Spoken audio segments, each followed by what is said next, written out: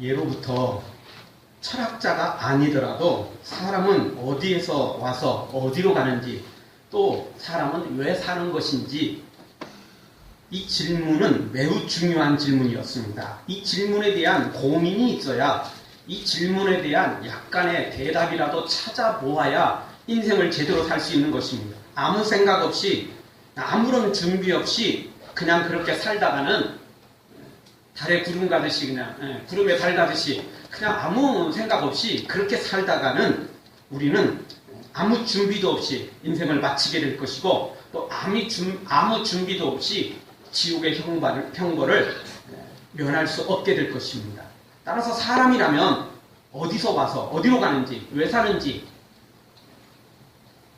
진지하게, 심각하게 고민을 해보고, 그리고 최소한의 대답이라도, 최소한의 어떤 길이라도 찾아보려는 그런 고민이 좀 있어야 되죠. 물론 우리가 완벽히 그 정답을 찾기란 쉽지 않습니다. 왜냐하면 수천 년이 흘렀지만, 그리고 수많은 철학자들이, 수많은 지혜로운 사람들이 그 정답을 찾으려 했지만 사실은 정답을 찾을 수 없었습니다. 이유는 뭐냐? 우리 사람은 처음부터 끝까지 완벽하게 살아본 사람도 없고, 또 그렇게 그 길을 간 사람도 완전히 다 알 수 있는 사람이 없기 때문에 사실은 추측만 할 뿐이지 알 수가 없는 것입니다. 물론 목소리 큰 사람들은 추측을 하면서도 마치 진짜인 양 큰 소리 치는 사람이 있는데, 그래봤자 정답이 아니니까 그런 것에 속으면 안 되겠죠. 그럼에도 불구하고 우리는 어쨌든 좀 뭔가를 좀 찾아볼 필요가 있습니다. 정말 인생이 어디서 왔는지, 어디로 가는지, 왜 사는지, 그것을 우리가 조금 더 고민해 볼 필요가 있습니다. 몸부림치면서 한번 찾아볼 필요가 있는 것입니다. 이 부분을 알아야 우리가 조금 더 인생을 살 수 있는 것입니다. 어디서 왔고 어디로 가는지, 왜 사는지도 전혀 모르고 그냥 내 마음대로 그냥 살아가다가는 큰일 날 수 있기 때문에 그렇습니다. 여러분, 세상의 많은 종교들이 이런 질문에 대한 나름의 길을, 정답을 제시한다고 합니다. 그래서 고민해보고 또 그 부분을 사람들한테 제시해 주기도 합니다. 석가도 고민을 많이 했기 때문에 그 왕자의 신분을 버리고 보리수나무 아래 앉아서 고민을 했던 거죠. 그리고 나름 많은 것들을 찾아냈습니다. 그래서 해탈을 하고 뭔가 좀 인생을 조금 내려놓을 때 뭔가 좀 찾을 수 있다는 걸 알게 된 거죠.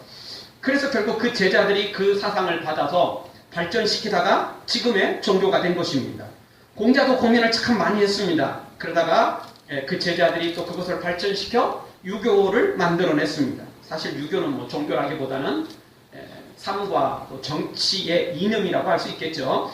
그럼에도 불구하고 어쨌든 넓은 의미에서 종교라고 말할 수 있는 거죠. 이렇게 수많은 사람들이 고민을 하다가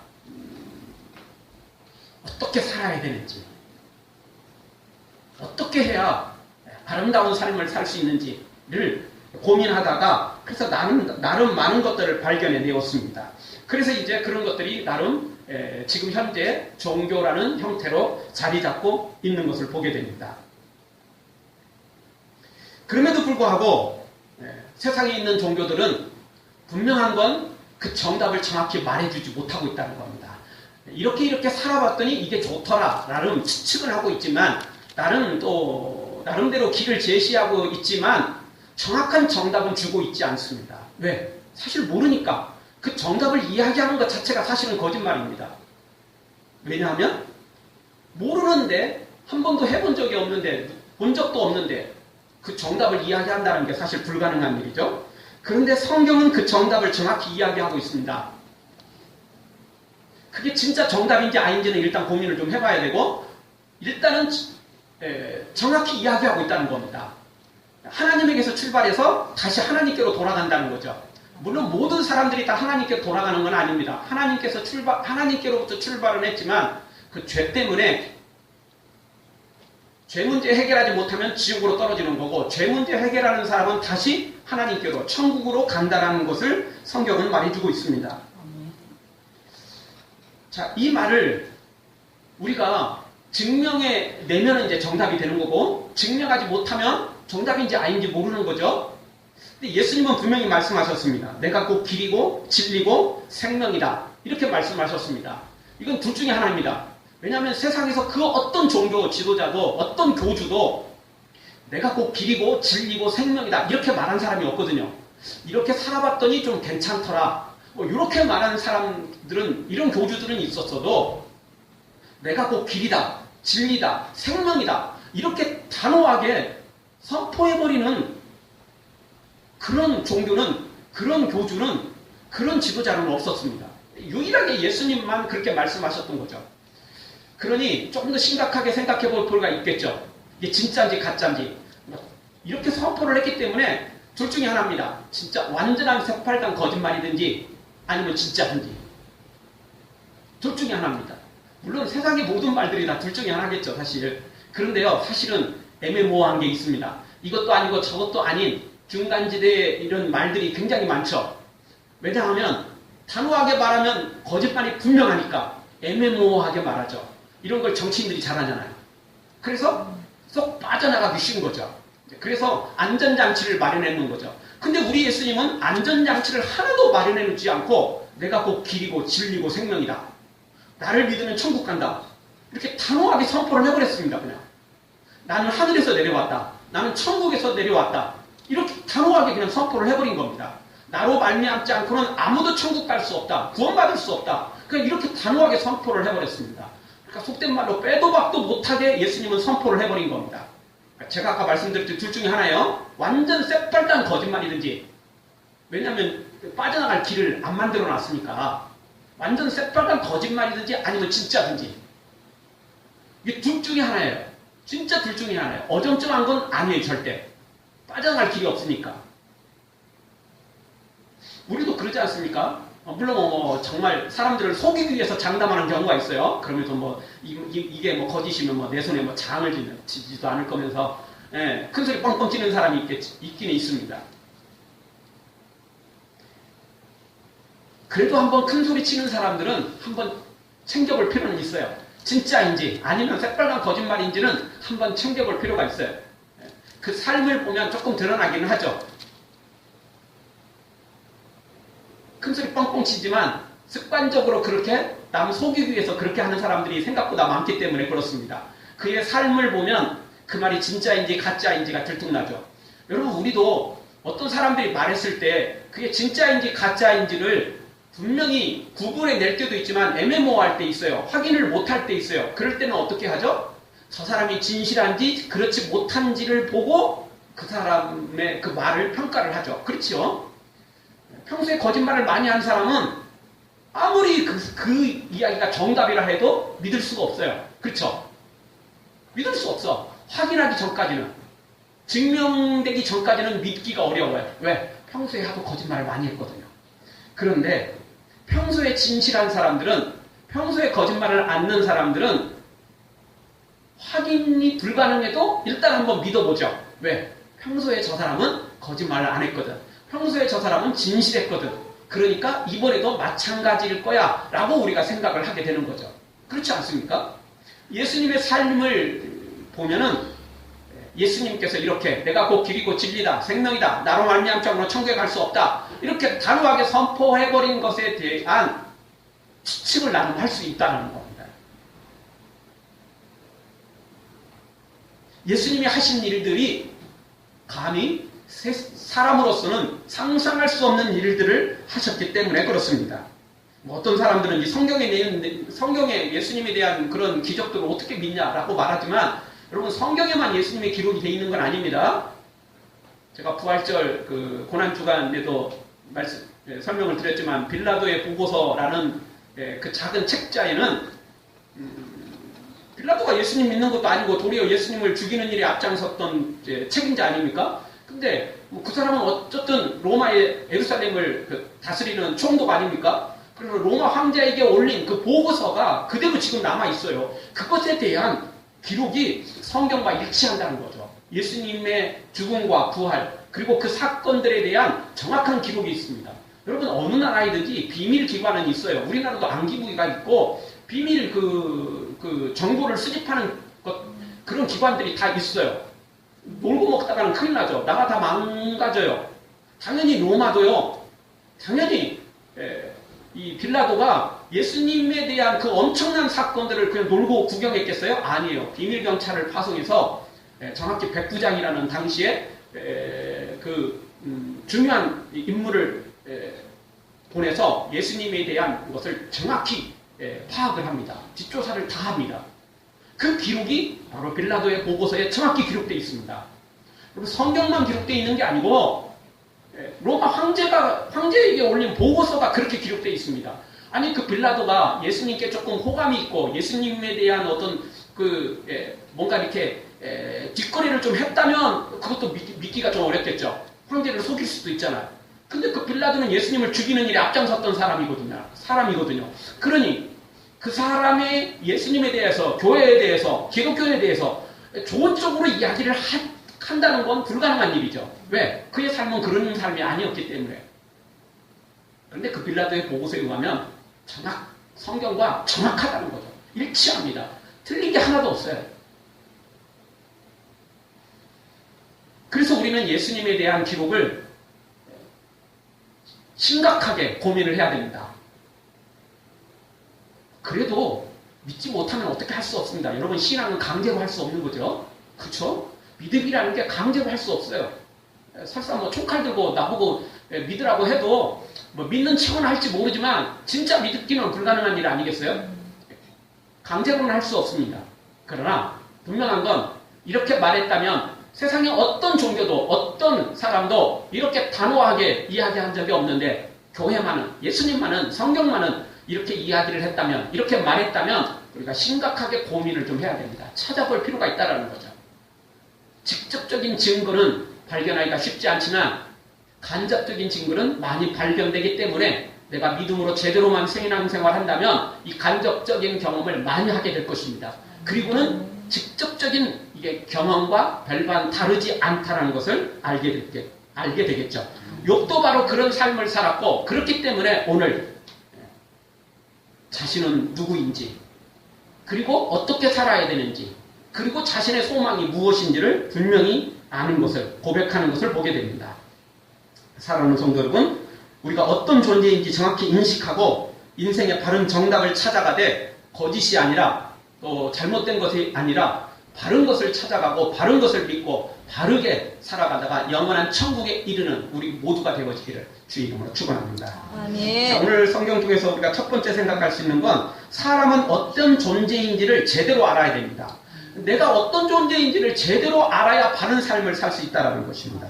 욥은 자신과 모든 사람들이 어떤 존재인지를 정확히 알고 있었습니다. 여러분, 자신을 너무 과대 포장해도 안 돼요. 또 반대로 자신을 너무 과소평가해서도 안 돼요. 여러분, 사람들 중에 과대평가를 하는 사람이 있습니다. 그런 사람들이 어떤 사람들이죠? 소위 왕자병, 공주병 걸린 사람들. 소위 갑질하는 사람들이 또 여기에 포함되겠죠? 자기를 과대 포장해요. 자기들은 사람이고 나머지 사람들은 어떤 거죠? 개돼지. 자기만 사람이에요. 우리나라의 소위 1%, 2%에 속해 있는 그 사람들만 사람이에요. 그러니까 우리는 그들의 종이에요. 그냥 개돼지예요. 그런 식이에요. 그냥 본인만 좀 사람이고 본인만 잘났고 나머지들은 다 자기 앞에 무릎 꿇어야 되고 고개 숙여야 되고 말 한마디 하면 그냥 따라가야 된다는 이런 사람 같지도 않은 이런 사람들이 있어요. 이거 완전히 과대평가하는 거죠. 아무것도 아니면서 자신을 과대평가하는 사람들이 있어요. 반대로 과소평가하는 사람도 있습니다. 자신을 너무 초라하게 여기고 업신여기고 자신이 너무 형편없는 존재라고 여기는 사람이 있어요. 그래서 아주 심한 우울증에 빠지고 자존감이 너무 낮아가지고 자기를 사람으로 인정을 안 하는 거예요. 사람은 사람인데 사람 같지 않는 사람으로 인정하는 거예요. 그래서 결국 우울증에 빠지고 심지어는 자살까지 하게 되죠. 우리 사람이 얼마나 귀한 존재인지를 모르는 거죠. 예수님은 뭐라고 말씀하셨습니까? 우리 사람은 천하보다 귀한 존재라고 말씀을 하셨습니다. 그럼에도 불구하고 자신을 너무 없인 여기는 거예요. 자신을 너무 형편없이 여기는 거예요. 그 말도 뭐 약간 일리는 좀 있는 것 같습니다. 개팔자가 상팔자라는 말이 개나온 말은 아니겠죠. 어떤 개들은 진짜 사람보다 더 좋은 걸 먹고 더 좋은 병원에 가고 더 좋은 환경에서 살아가는 개가 있으니까 현실적으로 그러니까 뭐 그 말도 뭐 좀 일리는 있는 것 같습니다. 그런데요, 여러분 현실이 아무리 그래도 하나님은 우리를 하나님의 자녀로 귀한 존재로 여기신다는 걸 알아야 돼요. 절대 우리는 그렇게 형편없는 존재는 아니라는 겁니다. 다만 너무 과대평가해서도 안 되고 그렇다고 너무 과소평가해도 안 되고 있는 그대로 그냥 평가하자는 겁니다. 있는 그대로 받아들이자는 것입니다. 욥은 자 오늘 성경을 통해서 우리가 어떤 존재인지를 이야기를 하고 있습니다. 자신이 어떤 존재인지를 이야기하고 있죠. 먼저 1절 보니까 우리 사람은 수명이 짧다는 겁니다. 그래서 1절 여인에게서 난 사람은 사는 날이 적고 사는 날이 짧다는 거예요. 사는 날이 길지 않다는 겁니다. 많지 않다는 거예요. 짧다는 겁니다. 우리 사람들이 보통 80년을 살아가죠. 사실 뭐 길게 보면 길고 짧게 보면 또 짧아요. 그래서 뭐 사실 이게 고무줄 같은 느낌이 들죠. 개인마다 다 다르고 또 개인이라 할지라도 어렸을 때하고 나이 들었을 때하고 또 이게 달라요. 또 생각 그때마다 이 기준이 달라져요. 생각이 달라지죠.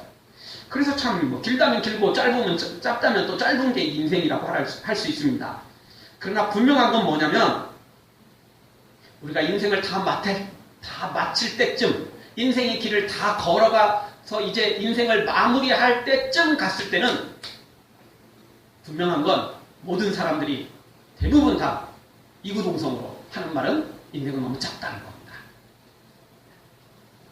젊었을 때는 나름 길다고 생각하는데 그리고 힘들고 어려울 때는 참 인생 빨리 지나가 버렸으면 좋겠다는 생각도 들긴 들지만 그럼에도 불구하고 우리가 인생을 마칠 그때 딱 다다랐을 때는 인생은 너무 짧다라는 거죠.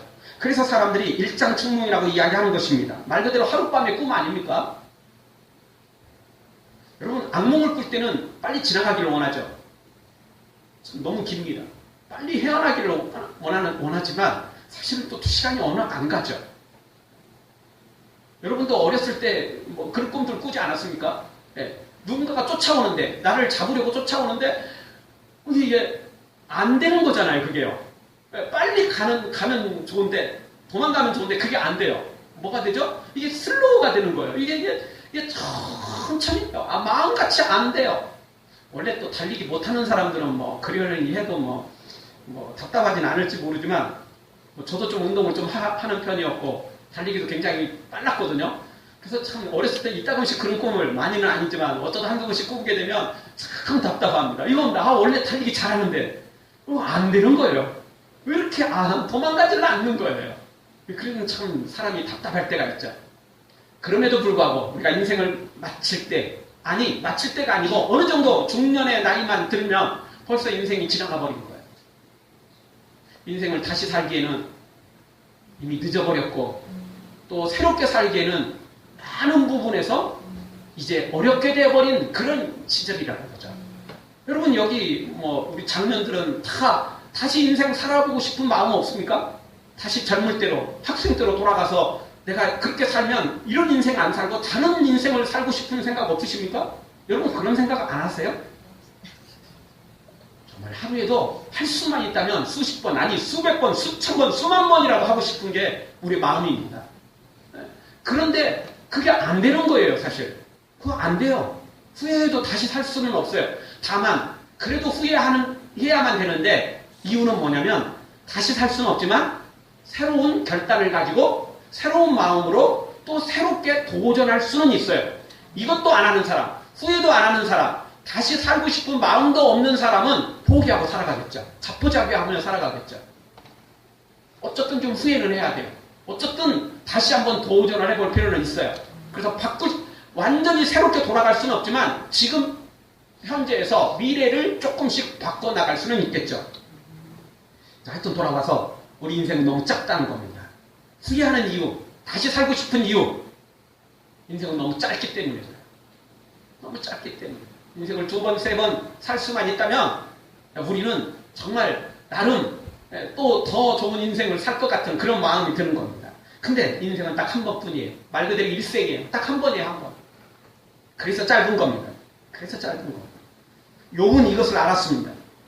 인생의 날이 적다는 거죠. 짧다는 것입니다. 사랑하는 성도 여러분, 우리 인생이 긴 것 같아도 사실은 짧은 인생임을 기억하고 시간을 아껴서 참된 인생을 살아가는, 바른 인생을 살아가는 우리 모두가 되어지기를 주의 이름으로 축원합니다. 두 번째, 욥은 자신을, 사람을 어떻게 평가합니까? 1절 하반절에 보니까 괴로움이 가득하다는 거죠.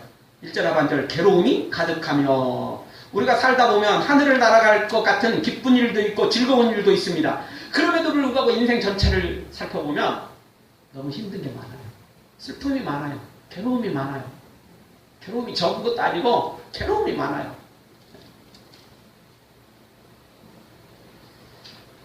좋은 일이 계속되다가도 항상 우리에게 한쪽에 또 들은 마음은 뭐냐? 이러다가 또 호사다말하고 또 나쁜 일이 생길까봐 그게 두려움이 꼭 있어요. 그렇지 않습니까? 기쁘고 즐거워하면서도 박수를 치면서도 춤을 추면서도 이러다가 혹시 또 무슨 일이 생길까봐 이게 참 사람은 참 이것에서 벗어나기가 불가능해요. 울면서 태어났고 살아가면서도 울고 죽는 순간까지도 눈물을 흘리는 존재가 바로 우리 사람이 아닌가 생각됩니다. 그래서 시편 90편 10절에 보면 우리 연수가 70이요 강건하면 80이라도 그 연수의 자랑은 수고와 슬픔뿐이다 라고 우리에게 가르쳐주고 있습니다. 수고와 슬픔, 괴로움이 많은 우리 인생, 그게 진짜 우리 인생이라는 겁니다. 그런데 사실은 하나님이 우리를 창조하실 때 그렇게 창조하는 건 아니에요. 하나님께서 우리를 처음 창조하실 때는 아름답게 창조하셨어요. 죽음도 없고 질병도 없고 아픔도 없고 괴로움도 없고 눈물도 없고 슬픔도 없고 완벽한 존재로 창조하셨습니다. 그런데 죄 때문에 불순종해서 선악과를 따먹고 죄를 짓는 바람에 죽음이 왔습니다. 질병이 왔습니다. 슬픔과 괴로움이 왔습니다. 수고를 해야만 되고 땀을 흘려야만 되고 그래서 미움, 다툼, 시기, 질투, 살인 이런 모든 안 좋은 것들이 우리에게 침투해 버린 겁니다. 그런 바이러스들이 우리의 침투해서 우리가 결국 이런 지금 현재와 같은 존재가 되어버린 것입니다.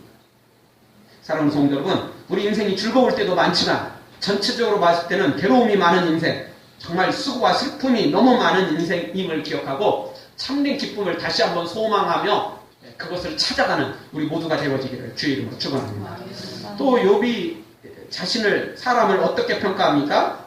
2절에 보니까 사람의 영광은 너무 짧다는 겁니다. 인생도 짧은데 영광은 더 짧습니다. 여러분, 우리가 어떤 일을 이루놓기 위해서 얼마나 고생합니까? 힘들게 준비해서 그 일을 이뤄놨는데 그 영광은 너무 짧아요. 너무 짧아요. 그래서 오늘 성경 2절에 보니까 우리 인생은 그 영광이 꽃과 같다는 겁니다. 금방 쇠화해진다는 거죠. 그림자같이 신속히 지나가 버린다는 것입니다. 영광이 너무 짧다는 겁니다. 여러분, 꽃이 얼마나 아름답습니까? 그런데 꽃은 사실 오래 가지는 못해요. 요즘에는 이제 많이 개발을 시키고 또 나름 이렇게 연구를 많이 해가지고 꽃들이 참 오래 가기도 하는데 대체적으로 아름다운 꽃, 향기로운 꽃 이런 꽃들은 오래 가지 못합니다. 꽃은 너무 순식간이에요. 아름답긴 한데 향기로운데 금방 져버려요. 또 지고 나면 어떻게 되죠? 추해요. 더러워요. 금방 썩어버려요. 그게 꽃이라는 겁니다. 근데 우리 인생이 그래요. 우리 인생이 그렇다는 겁니다. 서정주 시인의 시를 빌리지 않아도 참 한 송이 국화꽃을 피우기에 봄부터 소특새는 그렇게 우는 것 같네. 봄부터 그렇게 울었는데 봄에 싹을 틔우고 여름을 지내서 꽃을 피웠는데 오래 못 가요. 오래 못 가요. 그게 꽃의 영광이에요. 우리 인생이 그렇다는 겁니다. 정말 어렸을 때부터 유치원 다니고 초등학교, 중학교, 고등학교 정말 입시 그렇게 힘들게 밤잠 제대로 못 자고 요즘에는 또 그걸로 끝이 아니라 이건 대학교 들어가도 이건 완전히 뭐 취직하는 게 하늘의 별따기라서 이건 뭐 공무원 시험 진짜 뭐 하늘의 별따기잖아요. 그렇게 어렵게 들어가도 이게 언제 어떻게 될지 몰라요. 우리 지환이 지금 경찰 공무원 합격해서 훈련받고 있잖아요. 그 중에 어떤 애는 얼마 되지도 않았는데 결국 보따리 싸갖고 집으로 갔다잖아요. 자기가 가고 싶어도 가겠습니까? 그렇게 어렵게 시험 봐서 준비해서 들어왔는데 잠깐의 잘못으로 보따리 싸서 집으로 가야 되는 거예요. 우리 인생이 너무나 수고하고 애써서 뭔가를 이루어놓은 것 같은데 그거 한순간에 사라져버려요. 눈높도 사라져버리는 게 우리 인생의 영광이라는 겁니다. 그 욥은 그걸 알았어요. 그게 남 이야기가 아니고 자신 이야기였어요. 너무나 힘들게 믿음으로 살아왔고 또 열심히 살아서 정말 욥은 부자가 됐고 그리고 아름다운 가정을 만들어 갔고 또 나름 명예도 나름 사람들한테 존경도 받는 욥이었어요. 그런데 어느 날 갑자기 빈털터리가 돼버린 거예요. 어느 날 갑자기 자기는 내일 모레를 죽을 날을 기다리는 존재가 돼버린 거예요. 사람들한테 친구들한테 손가락질 받는 이런 존재가 돼버린 거예요. 지금 그 영광이 너무 허황되다, 너무 더덥다라는 것을 알게 된 것입니다. 그렇습니다. 우리가 뭔가를 이루고 있을 때는 인기 절정에 있을 때는 영원히 할 것 같습니다. 그러나 한순간입니다. 그래서 건불 10년이라고 말하는 것 같습니다. 하늘에 나는 새를 떨어뜨릴 것 같은 그런 권력을 가지고 그런 인기를 누리고 있는 것 같아도 한순간입니다. 그냥 훅 가버리는 게 우리 인생입니다. 정치만 그런 게 아니고 세상 모든 것이 다 그렇습니다. 한순간입니다. 한순간. 어느 날 갑자기 그 영광이 사라져버릴 수 있는 존재가 바로 우리 사람이라는 것을 알아야 됩니다. 그리고 욥은 이 부분을 분명히 알고 있었습니다. 자, 여러분 우리가 이렇게 인생이 짧고 괴로움도 많고 그 영광은 덧없는 우리 인생이기 때문에 이걸 숙명처럼 받아들이고 우리가 포기하고 살아가야 되나요? 이런 인생이 맞아요.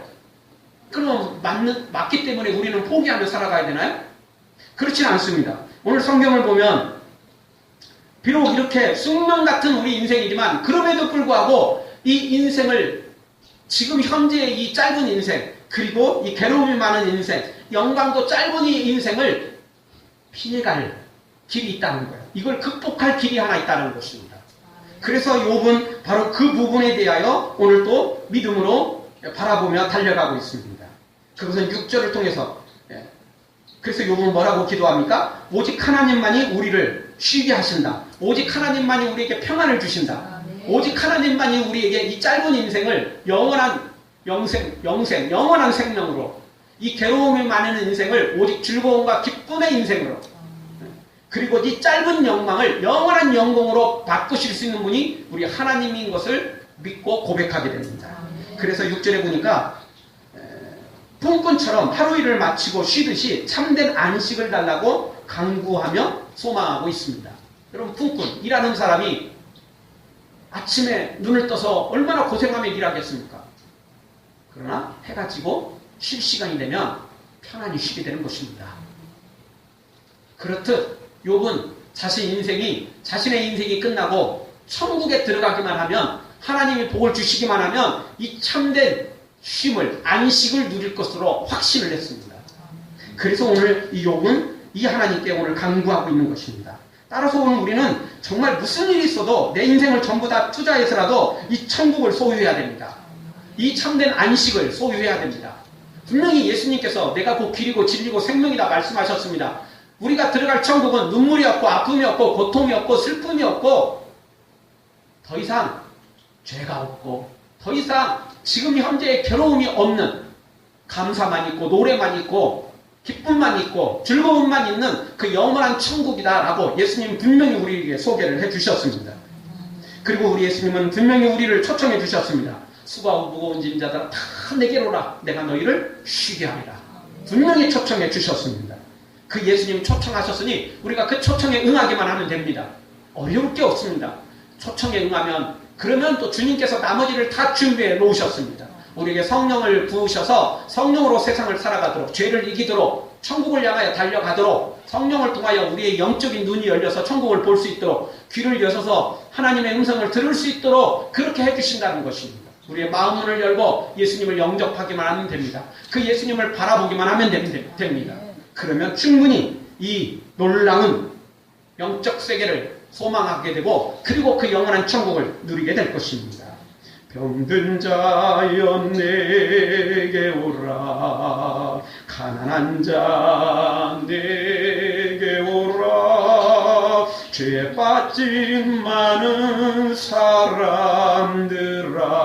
모두 다 내게 오라, 슬픈 자여 내게 오라, 괴로운 자 내게 오라, 삶에 지친 많은 사람들아 모두 다 내게 오라. 주님은 우리를 부르십니다. 아멘. 괴로움이 많은 사람일수록, 슬픔이 많은 사람일수록 주님은 더 부르십니다. 아멘. 그 주님은 우리를 위로해 주시고 그리고 치료해 주셔서 영원한 생명, 영원한 영광, 그 천국을 우리에게 주시기를 원하십니다. 그리고 죽어서 들어갈 천국 당연하지만 이 땅에서도 천국의 삶을 누리게 하신다는 것입니다. 이 땅에서도 환경이 어떻든 간에 조건이 어떤지 간에 하늘의 평안, 하늘의 기쁨을 누릴 수 있는, 맛볼 수 있는 특권을 우리에게 주신다는 겁니다. 예수님을 영접한 사람에게 그 특권을 주시고 그것을 허락해 주셔서 진짜 천국을 더 소망하게 하시고 진짜 천국을 더 바라보게 하신다는 것입니다. 요번 그 부분을 체험했기 때문에 오늘 이 어려운 중에, 힘든 중에, 이 고통 중에 하나님을 바라보고 있습니다.